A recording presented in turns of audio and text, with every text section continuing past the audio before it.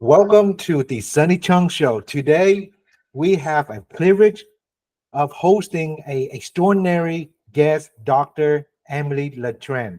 Dr. Letran is a serial entrepreneur, executive coach, and a CEO of multiple dentist dental practice.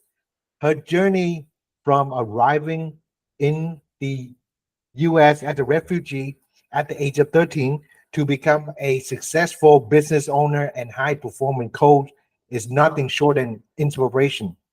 Dr. Letran decided to helping business professionals achieve their highest potential, streamline their operation, and create an impactful legacy. She also deeply involved in community service through the Emily Letran Foundation to provide dental care to underserved community. Please welcome me, Dr. Letran. Incredible story and her professional insight and her vision for the future. Welcome, Dr. Letran. How are you? Thank you so much for that introduction, and thank you for inviting me on this platform. It's an absolute honor, and we can just go Dr. Emily. That would be shorter. Emily. Thank you. I mean, you are an extraordinary woman. You wrote multiple books, and it's my honor to have you. And I want to share the story that you have and how you become who you are today, from your struggle for your adversity and become a wonderful woman and try to help the community as well. So I have a few questions I would like to ask and for the audience as well. So Emily, can you share with us the key moments and experience that shaped your journey from a refugee from Vietnam to become a successful entrepreneur and a CEO of multiple dental practice?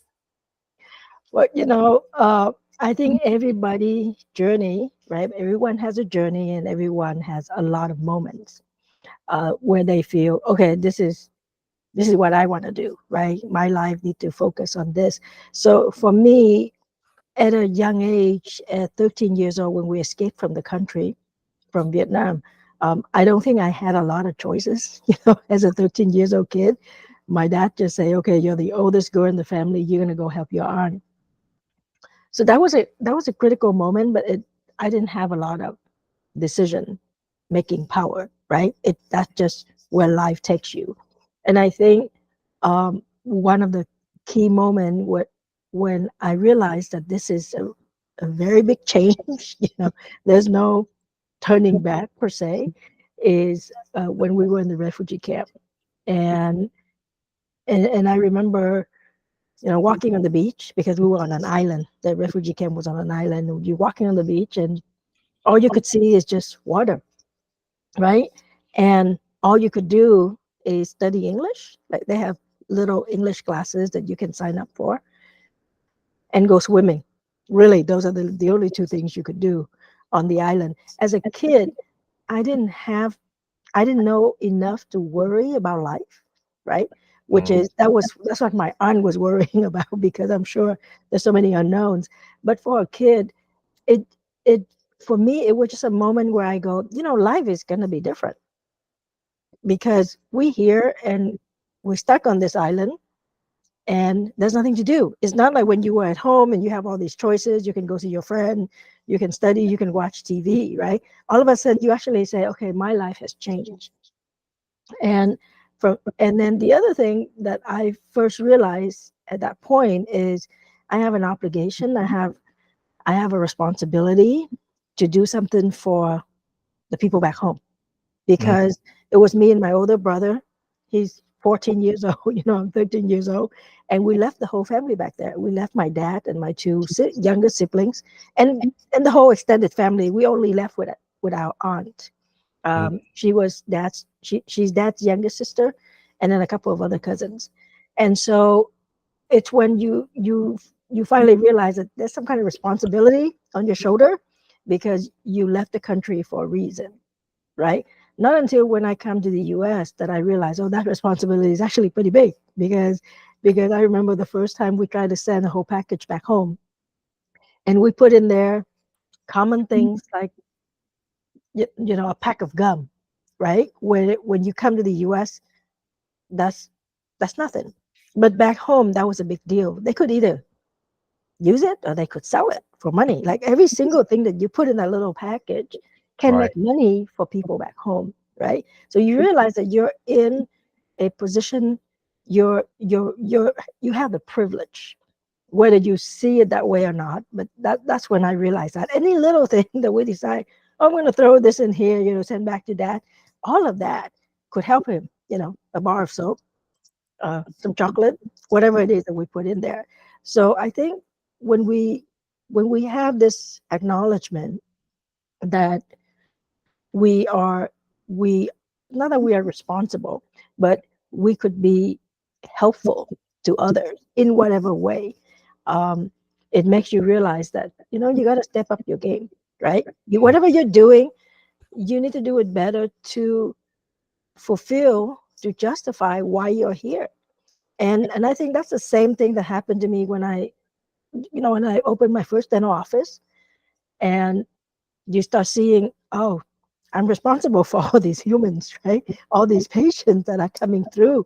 They're just not coming in to see you one time. They may be coming in and they may have, a little pain, or they may have a life-threatening situation. They may have cancer, like, mouth cancer. And and now you start saying, okay, this is not just a job. This is actually something that you do, and it could change people's life. And as I do more of that, and seeing patients for the same patient for 25, 26 years, then now you realize that that journey that you're on, um, God put you on there, and there's more than just make a living, right? Because over 25 years, imagine how many lives I've touched. I mean, I don't keep count of it, but I know there's a lot of lives that I've touched. And about 8 years ago, that's when I decided, you know what, the knowledge that I have for growing business, all the pain and tribulation that I go through, and all of that knowledge, this could help someone. I could tell somebody, like, don't do this, because that's not the right way to do. That's not the best way to do. And that's when I started doing the coaching. And as part of that, I started speaking, because my coach back then say, hey, you have to speak, because that's how you get your voice out there. That's how more people would know about you. So I think in the refugee camp, when I first came to the U.S., when I opened my first office, and when I first wrote my book and started speaking, those are some of the key moments that helped me realize that I'm very privileged. I'm very lucky to Mhm. have all of these things going on in my life, and living in this great country where we have the opportunity, and it's just whether or not you want to take on, you want to learn, you want to grow. And I think that's the story of a lot of us, the people who come to this country as refugee, as immigrant. You weren't born here. You have to reinvent yourself once you come here. And it's the same thing when you're in business, right? We had this chat where you have your business, and maybe you reinvent yourself and you're doing something else, and now you just share with me you have a great opportunity. All of these reinvention is the opportunity that God put in front of us, and it's just whether or not you want to take it on. And I think that's a high performance mindset, and that's what I want to help people create. I love that. It's all about helping change the mindset. Mhm. The more you teach, the more you learn, and then you share your value without any agenda. What I feel like you do, and you give back. That's really help people. I would like to share. I just want to go a little bit deeper on this. Can you just like share a specific instant where you're facing adversity in your life, and how did you manage to overcome that? Yeah, so I think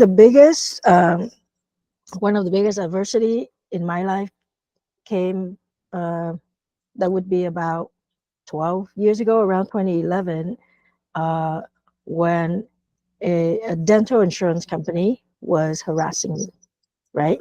So they were trying to do this and that, and so I sought legal counsel, right? Like, oh, hey, this company is trying to do this and that to me. So we decided to sue them, right? To stop them from doing all of that. And of course, in return, they countersue, right? So that went on for 5 years. I still remember when we first decided to do that, I asked the attorney, so when is this going to be over, right? Because it was very obvious that they are trying to do harm to me. And I remember the attorney telling me, oh, it's going to take about 5 years. And I thought he was joking, right? Because I mean, what takes 5 years? Like a lot of time when we do things, it doesn't take 5 years. And it took 5 years, and it was grueling because I think the hardest thing in the 5 years, you can't talk about it. Mm-hmm. So people would see me going to event and I would just look like life is normal, but life wasn't normal. I mean, I had employees leaving left and right because all of a sudden, you know, the dental offices wasn't doing well because that insurance company was a bulk of patients, in one of my office that was from that insurance company. So you can't talk to anyone. You just have to deal with everything yourself, right? You can't even tell your staff. The only people who knew were two of the office managers, but the rest of the staff, of I think back then 20 people or so, they don't know how come all of a sudden we can't call these patients, right? Mm-hmm. How come we can't say this and this? You just give them the instruction, but you can't explain, right? And so that was the 5 years where I had to really reflect on my core values, right? Okay, so I'm fighting these people on what basis? Like, why am I fighting them?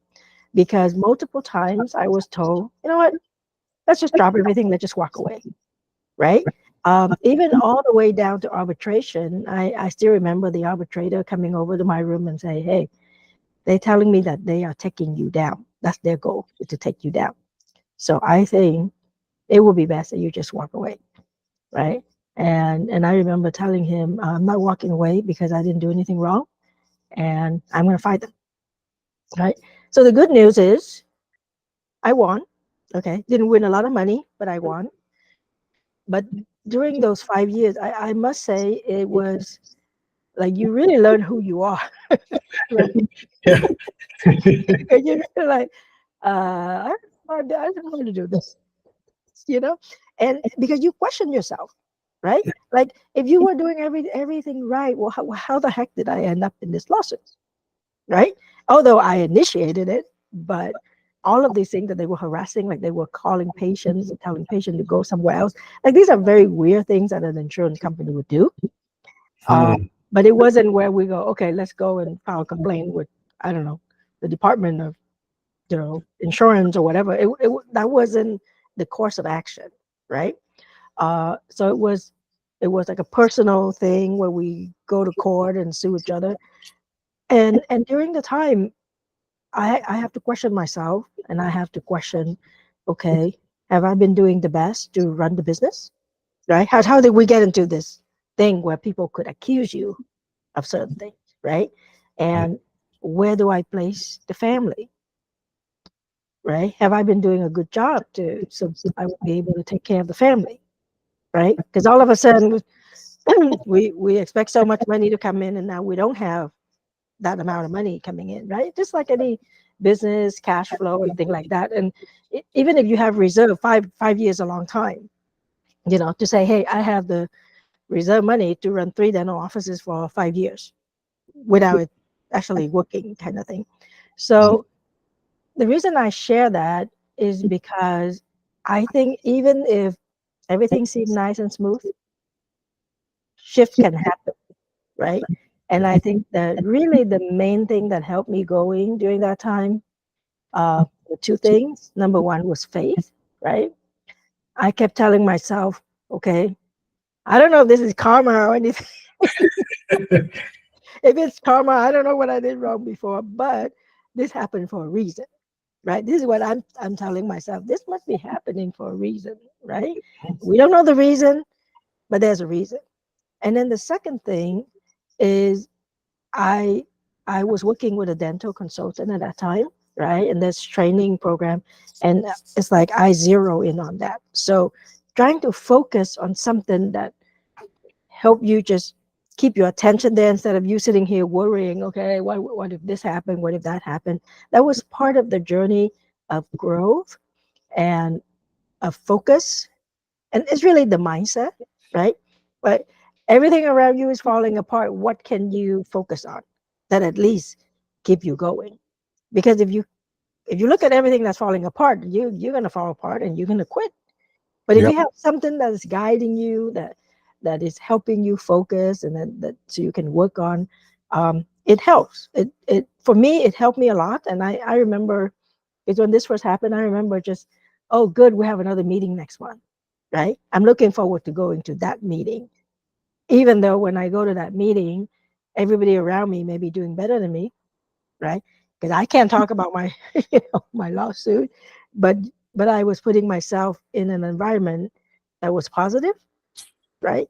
And so that's what I learned, that very critical thing is sometimes things happen for a reason, and if you have faith, I think it's very, very important to help you carry yourself through difficult times.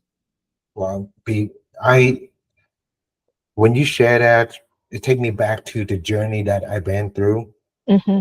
and kind of relate, kind of renaissance, even though we don't do anything wrong from our perspective, but still Right, people gonna see you a different way, no matter because we cannot assume what people think.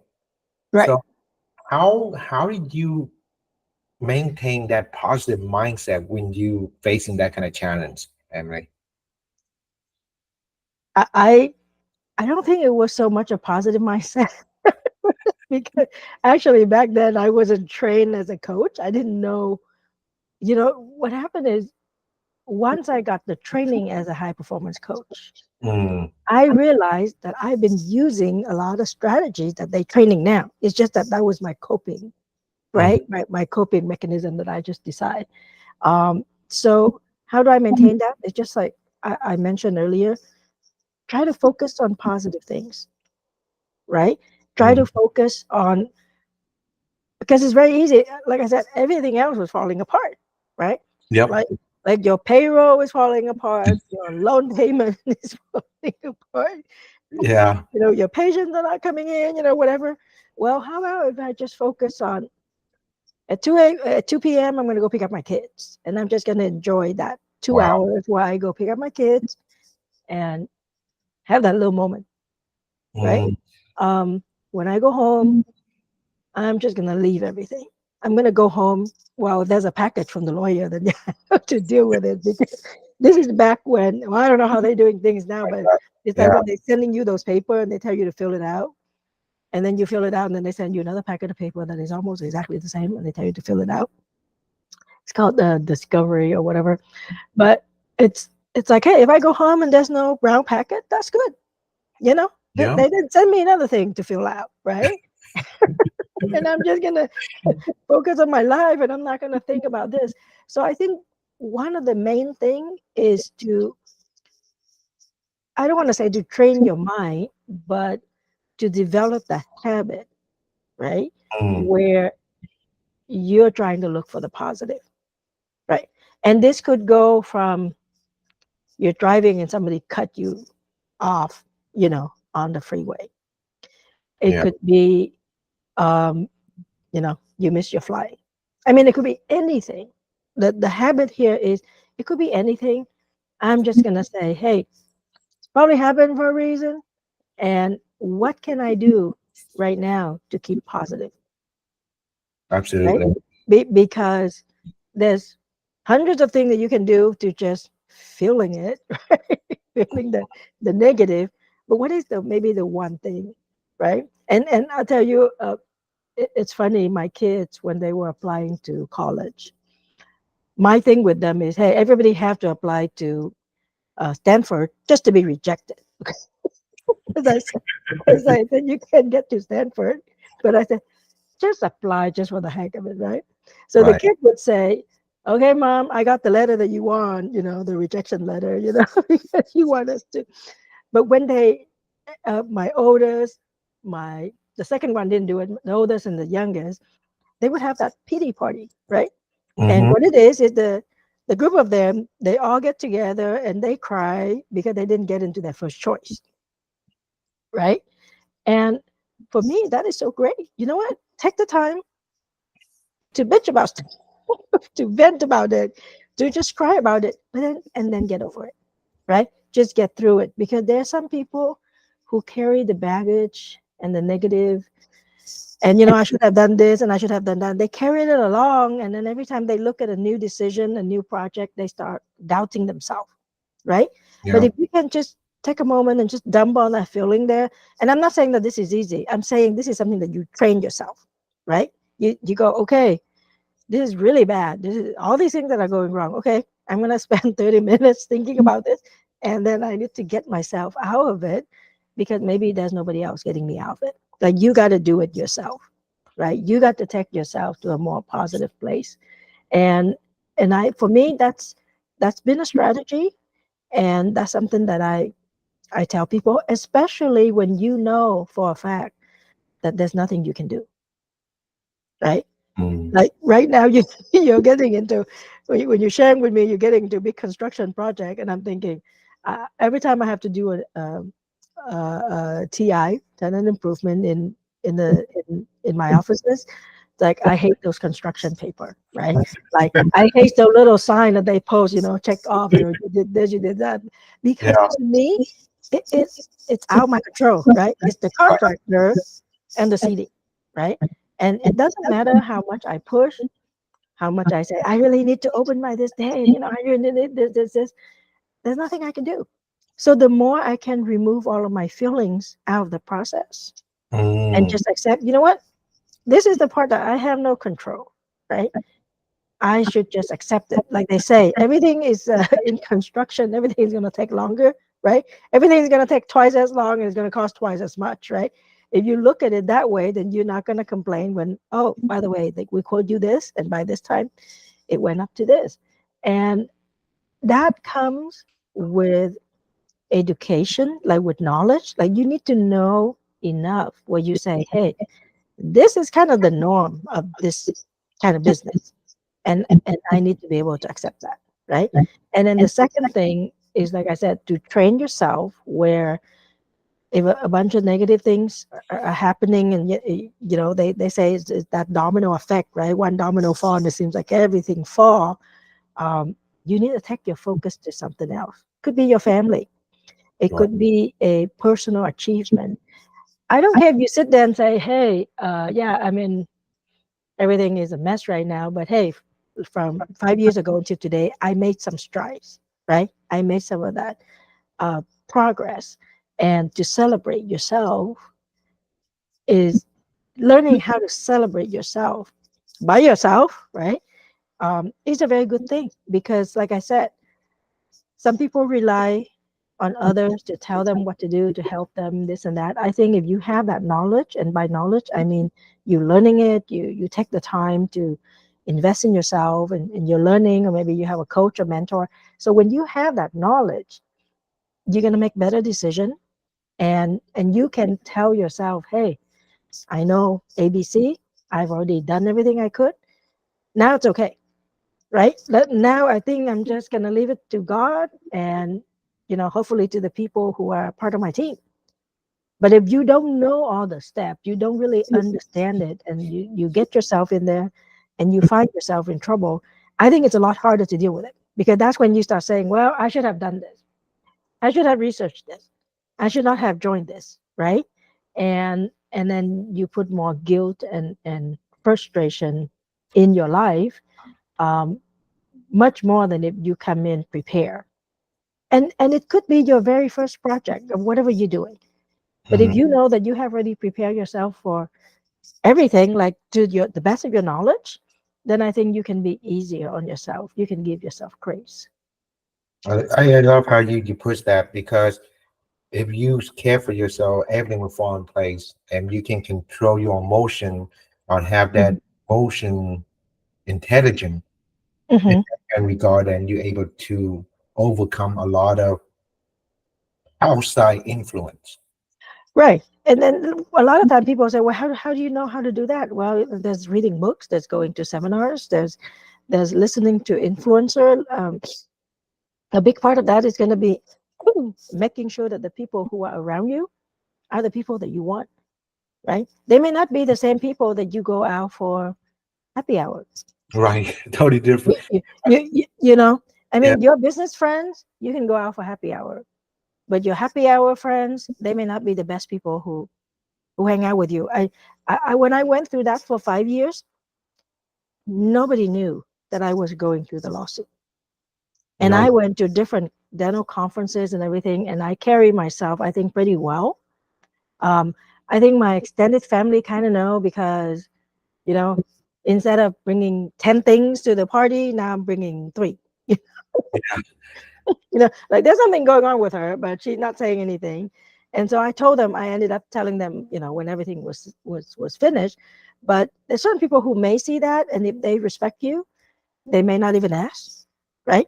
Because they're gonna say, something's going on with Sonny, but we're gonna wait for him to tell us, right? Right. Or they may ask you, and then of course it's up to you to tell them. And of course I wasn't allowed to talk about it, so Ooh. it would just be, um, yeah, something's going on, but I can't tell you, right? Because that was the instruction that was given. But at the same time, if you hang around with the right people where they ask about it and you tell them you can't talk about it and they respect that, right? And they don't go and start a rumor, say, hey, something's going on with Sunny. I'm sure something, because Mhm. that doesn't help you in any way, right? No. Yeah. So picking the right friend, and I'm talking all in the business sense. I'm not talking about personal friend because we can have all kind of personal friends. No, nobody is talking about that. I'm talking about business friend, the people that you can share strategies with, the people you can share your wins with, right? The people who can make the connection, the introduction for you, those kind of friends, right? Those are the people that during hard, if you have that relationship during hard time, during challenges, you make sure that you're in the room with those people. Right. Yeah, Right. because and that to me, that's just protecting yourself. 'Cause Mm. you hang out with the wrong one or the one that's just gonna talk all the negative stuff. It doesn't help you unless you say, you know what, I'm going to happy hour today, and I'm gonna use 2 hours to vet. This is the 2 hours for me to do emotional dump, and then I should feel better, because sometimes you do need that. You Sometimes you do, do. you Mm. know. Uh, but if you keep needing it, then there's something wrong, because we're not preparing to make even small wins or small progress. If we keep having to vent and bitch about stuff, there's something wrong with the way we're doing things. Mhm. Absolutely. Yeah, yeah. I Is feel that is that because helpful? it is no. I love you share those story because when you share me those story, it's helped me understand how stronger you are compared to the past. Hmm. Right. Because sometimes we have to put that facade in to protect ourselves. Hmm. But if we true to our course, then we're gonna attract the right people come to our life. Hmm. I also learned to based on you told me with this, we tend to learn from bad people more than good people. I think it's just because maybe we hang out with the people who, and it doesn't mean that they're bad, but Yeah, sometimes they're not intentional, right? right, So right, right. if you say something, five of your friends may make a comment, Mm-hmm. and four of the comments is just whatever comes to their head, Yep. right? And like, let's say you say, oh, I missed my flight, right? So I'm gonna be stuck here for 4 hours. Four of the friends say, oh yeah, that's travel for you, blah blah blah blah. And if I said, hey, I missed my flight too, I heard that it gotta happen to you at least once, right? So now you go, oh, I'm not the only one. Mm, You see what I'm saying? So, but what what I want you to remember is, remember the positive one, or the one that was joking around, like, hey, mm, I just did that last week too. This is because I remember the first time that happened to me, and I told my mentor at that time, was Sharon Lecter. She said, yes, that's part of traveling to speak.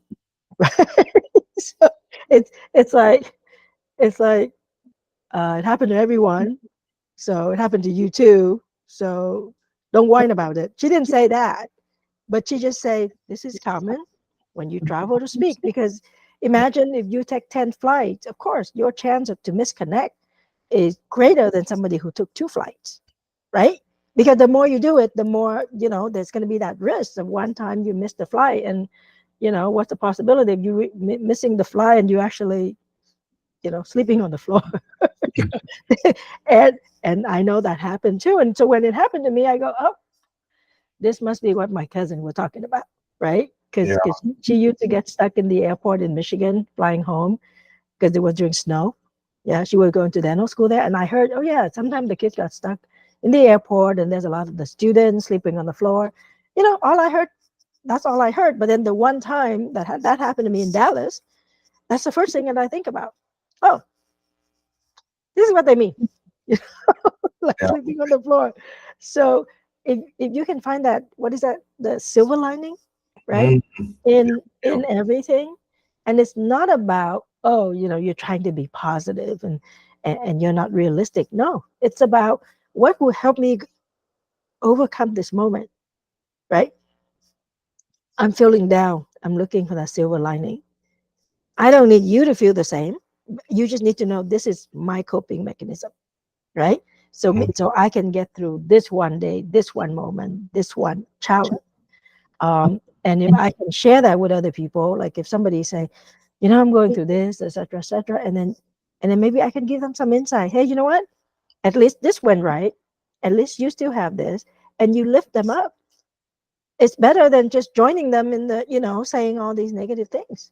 that's true. And yeah, and so I don't think I would call people, bad people or whatever. Sometimes they're not as intentional as us, Mm, right? And that's like like I said, it comes with training.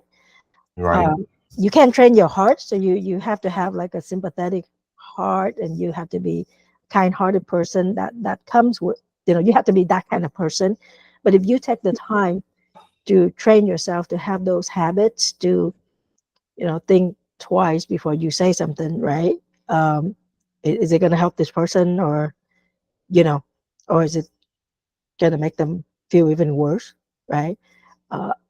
If you get more intentional and you think about that before you say certain things, then it will be helpful not just to you, but to the people around you.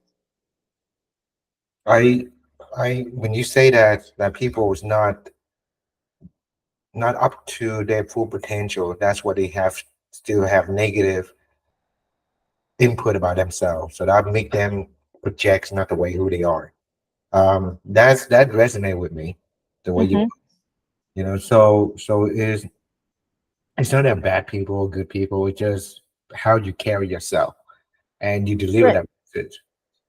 I Yeah, my mentor Sharon, she one time she made a comment because somebody said something, and then I said something, and she said, well, there goes Emily.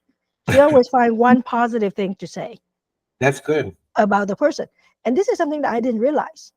But Mm, this is what I do, you know.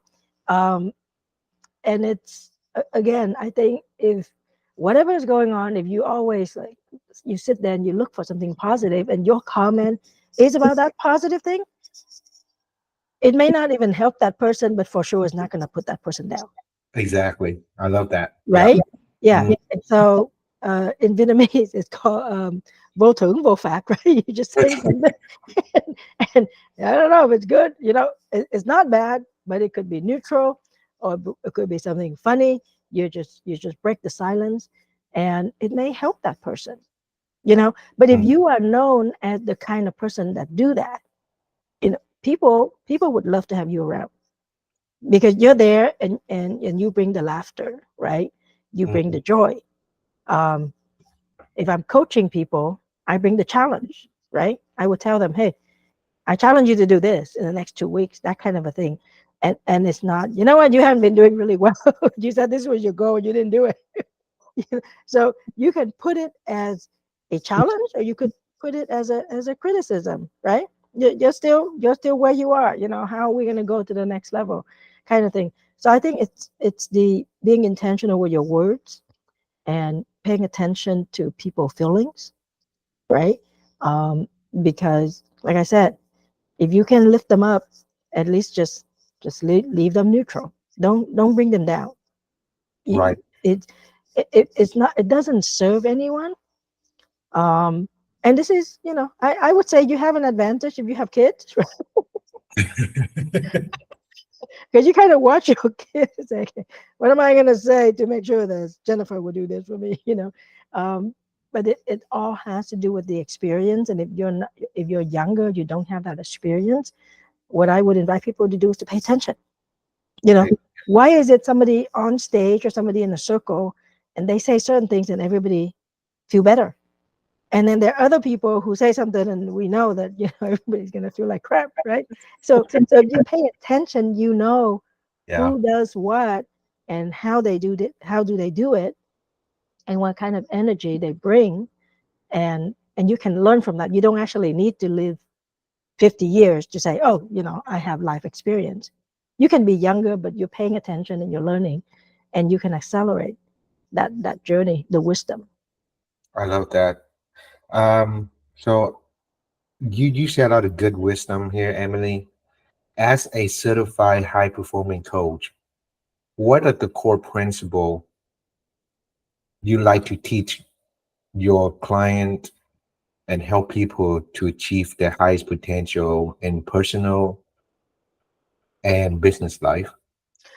There in high performance, we have 10 core principles, right? 10.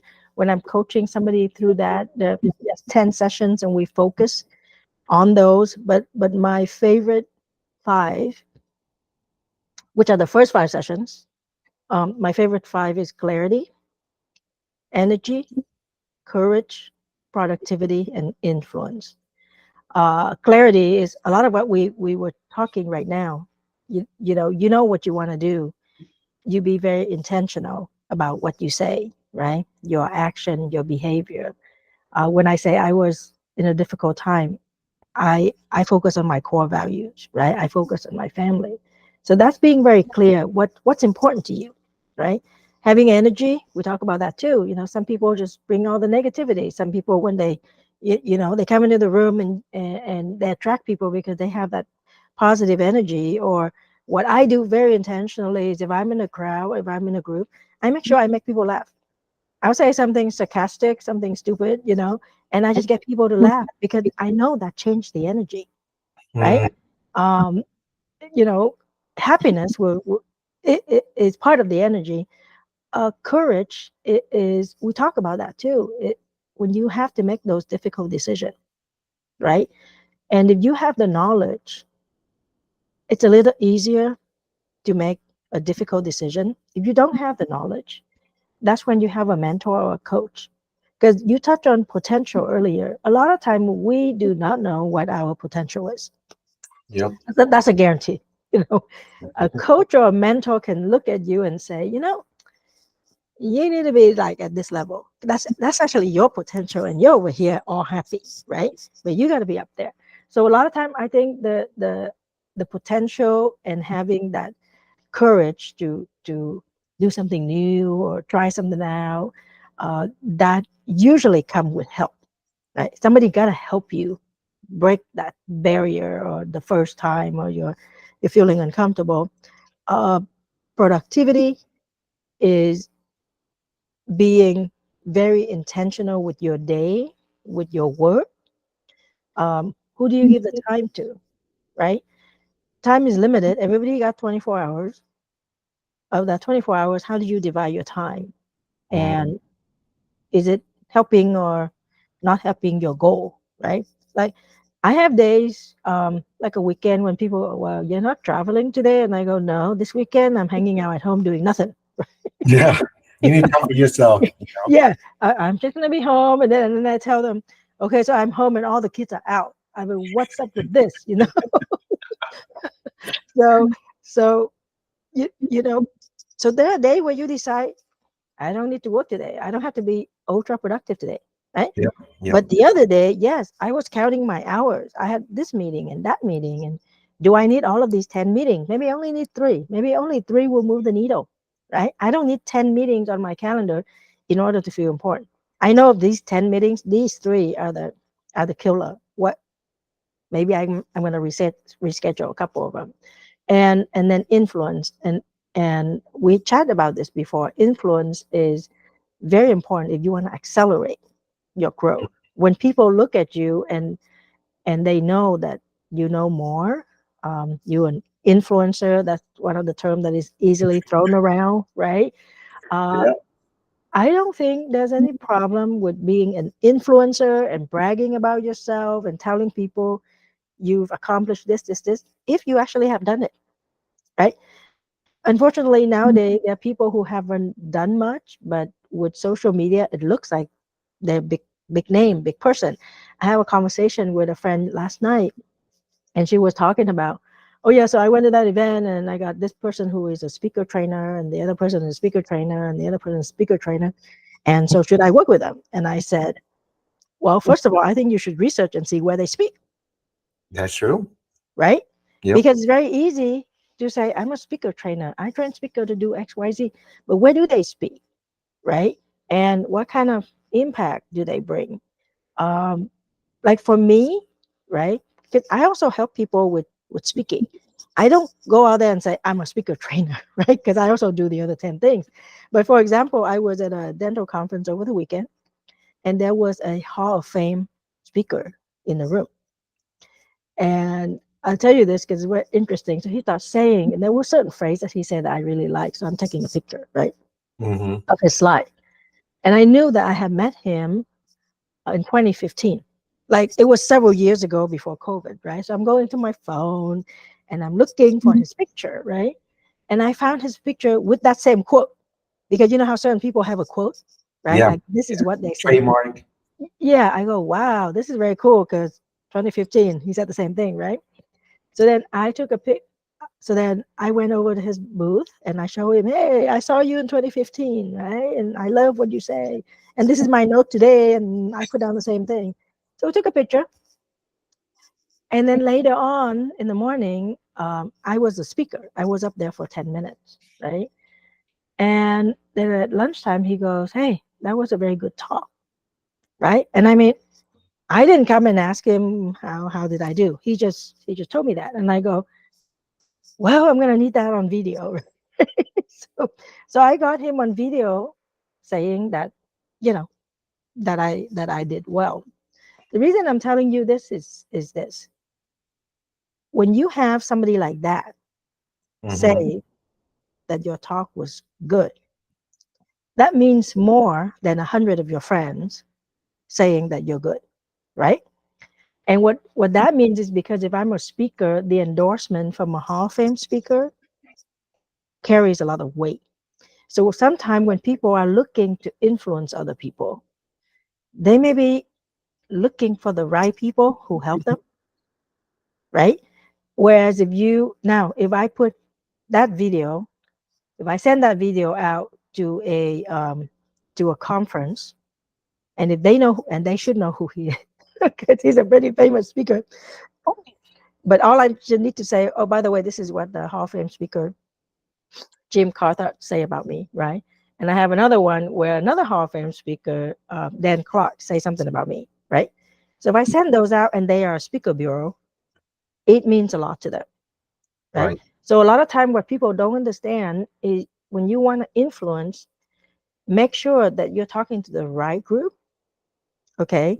And whoever is endorsing you, they matter to that group, right? So if you're in the world of real estate, somebody that Ron LeGrand say, if somebody say, if Ron LeGrand say you're good, for example, because he's been teaching real estate for a long time, that probably means something Mm-hmm. rather than me saying you're good, Right.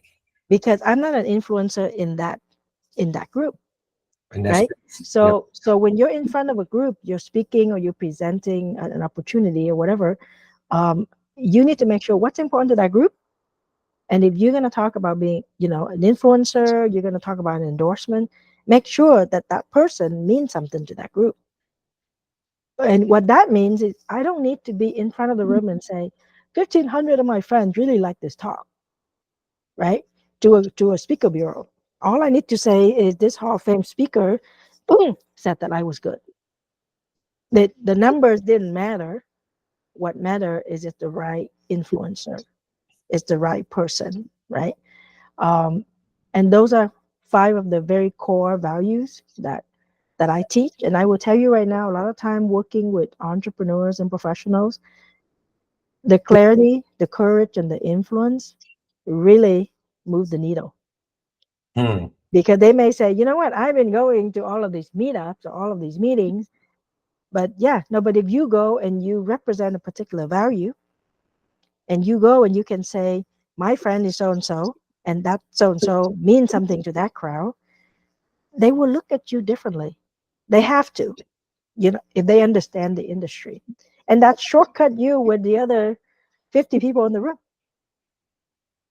Hmm. right? Yeah. So that's how you do that. You're being strategic. I mean, credibility and someone vouch for you to get you to another level is very important in our Hmm. DNA today, especially with social media and everything else. It kind of add to your credibility, and people acknowledge you instead of say you're good. If someone Right. vouch for you is different, right? Hmm. So look look ahead. Okay, looking ahead, what your personal and professional development goals look like, and how you're going to plan to achieve them. Well, I right now I'm having a lot of fun because my daughter just graduates as a dentist, and so Congratulations. we get to thank you. We get to practice together. Uh-huh. This particular weekend is Father's Day, right? Yep. My youngest is graduating from UCLA. He's Hmm. a English psychology major. Oh, wow. That's the last one. That's the last one. I'm done with You done. You done. You done. he did threaten to go to a PhD program, but I tried to talk him out of it. So we'll see what happened. But Hmm. it's always, I think, for me, the ultimate goal is to have that financial freedom so I can travel and do charity. That's the goal. Love that. As I'm building that, like for example, I could have two dental offices, but now I gotta train and groom this little dentist, right? Hmm. So she can enjoy, she can have her own journey and she can work and she can create her own little legacy. Um, there's building blocks that I'm still working on, right? But for me, I see the goal. I see that I'm in progress. And for me, as the journey is going through, I'm gathering steam and I'm getting influencers. I'm getting platform that I could work with. The newest one is the Los Angeles Tribune Vietnam Journal, right? Yep. So my friends are, oh, all of a sudden now she turned into a journalist. I said, yes, but I've been writing books and I've been writing articles. So this is just putting it on a different platform, right? It wasn't something new. It wasn't something that I try out for. Mhm. But what I can say is I know that I'm gonna achieve that goal, right? I know that as far as the professional goal is I'm already there, 31 years in a profession, um, having able to serve a lot of people, having helped, other doctors create their own, go out and get their own offices. And now on the coaching journey, um, being able to help people accelerate their success, right? So I'm already doing a lot of that. I don't I don't put an income goal kind of thing. What I'm looking for every year is did I grow, right? Did I grow a certain percentage? Um, how am I helping the people around me? Sometimes you're growing. How about your team members? Do they feel like they're growing, right? Right. Looking at the impact that you have as a measurement of success, I think is important. And of course, it takes certain people who pay attention to that, Mm. right? If you touch somebody, you talk to somebody, and you just help that person get better because maybe you made a connection for them, right? You made an introduction for them, or maybe you gave them a tool or strategy.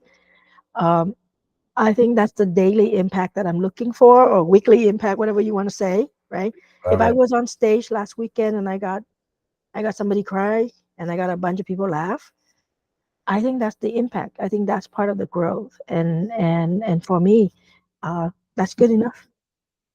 Wow, that's very humble, Emily.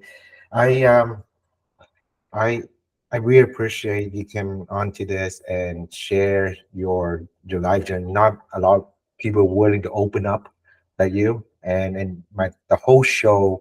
what I'm trying to accomplish. It's not about what going on. It's about people teach other people to be successful, right? And you say these coaches, everything else, and you high performing coach, you have a core value, and you share this. And if anyone listen to it, just sign up for a course, check it out, and see what's going on. Yeah. Yeah. So because it's hard to find someone humble as willing to give. So, and I want to wrap this thing up with one last question. So you can see what's going on.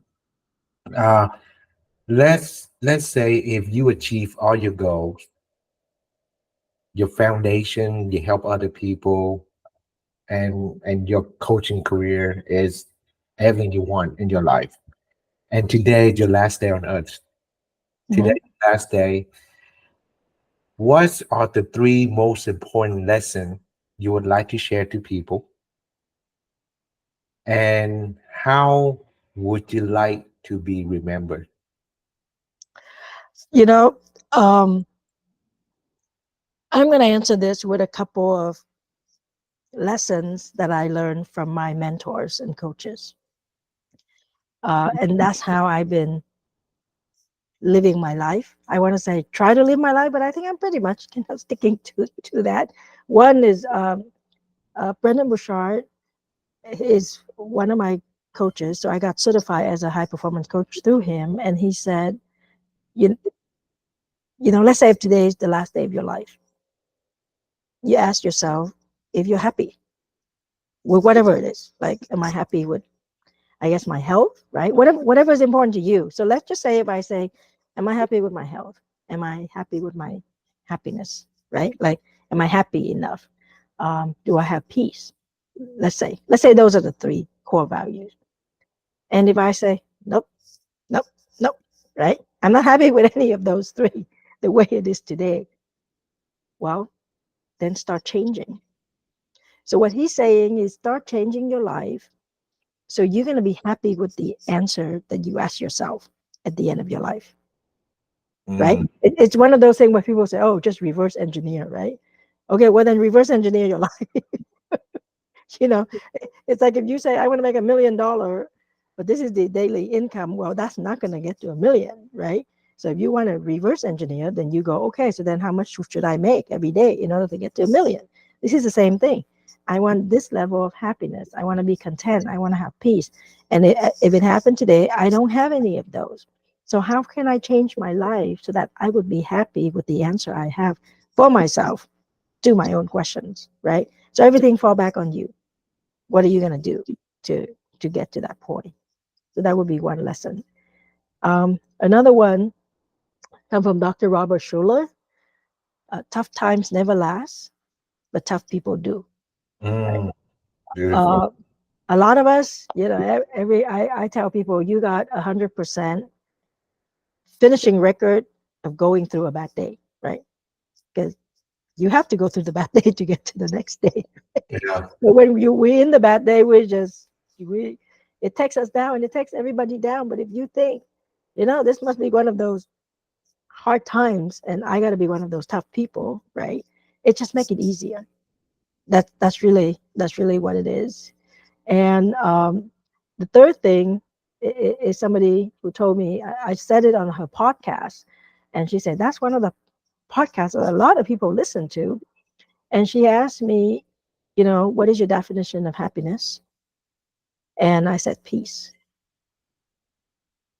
Peace. because I think if you're content with what you have peace, right? If you say, I need to have all of these houses and I need to be able to take all these fancy vacations and I need to have this much money in the bank, then I'm happy. Whereas I could say, I need to have a nice day today. I don't want anybody to yell at me. And, I'm looking forward to having a great dinner with my kids. That's already peace, right? And Yeah. I can be happy much faster than you. And I can be happy today. I don't need to wait until the bank has, I don't know, how much money. Yeah. So I wanna share those because I think that we learn again, my one thing is, learn fast and learn from the right people and learn the right thing.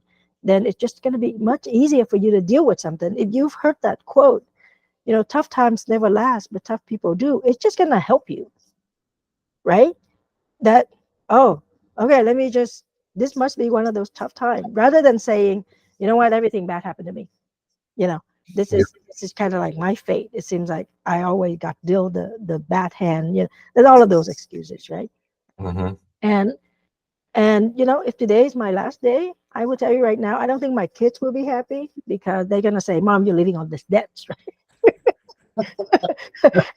And I'm looking at buying another building, and then they're gonna be like, "Hey, what's going on with all these debts?" Right? Yeah. Uh, uh, all kidding aside, if today was the last day, I'm fine, because I've been trying to live every day, not so much as if it's the last day, but I've been trying to live every day to the best of my ability. Right?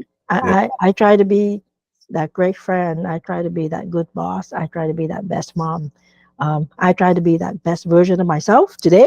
The best version today may be better than yesterday, maybe a little worse than yesterday, but we can finish the day and say, "Yep, I tried everything. I gave it everything, and I'm happy with what I've done."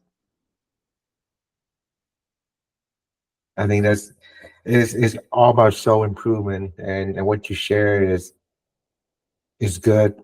So how would you like people to remember you by? Oh, I would want people to remember Emily as that badass, you know, You are professional, that bad. badass professional, that she she say what she thinks, and she does what she says she would do, and she cares for other people. For me, this what the impression I get from you is kind, willing to help other people, and share your struggles, so people don't give a positive way of life. Hmm. You just give, and you don't ask for anything, right? You just, if I can help you with it, I can bring you up, not neutral, but up, not down, because Hmm. you've been there, you see Hmm. it. So Hmm. I think that's how I remember you by. Okay, awesome, and thank you very much for remembering that way. Well, thank you, Emily. I appreciate you being on my podcast. This is what I'm trying to accomplish, to put out there and just give value to people. Okay, well, thank you so much for inviting me on, and I wish the greatest success, and I know you will. Uh, you have a giving heart too, and you help people, and you're working on yourself, and you're working on that journey, Thank and I think that's where we're going to be successful. Whatever you define success to be, just remember, it's a process. So it's always about the progress, and make sure you take the time to celebrate yourself. I love that. Thank you. Okay, you're welcome. Okay. Well, Yeah. goodbye.